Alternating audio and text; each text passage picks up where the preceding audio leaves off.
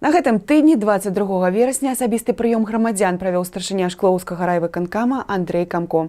Што хвалюе жыхароў раёна, раскажам далей у сюжэце.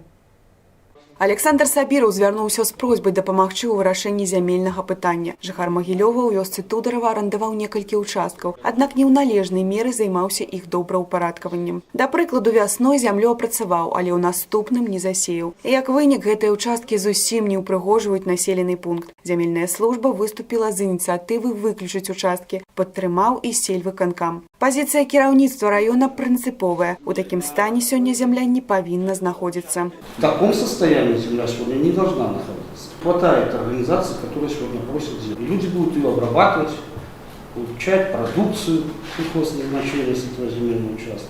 По результатам выполнения или невыполнения работ по наведению порядка на этих участках к концу года я принял решение. Или оставить их звание, или изъять их.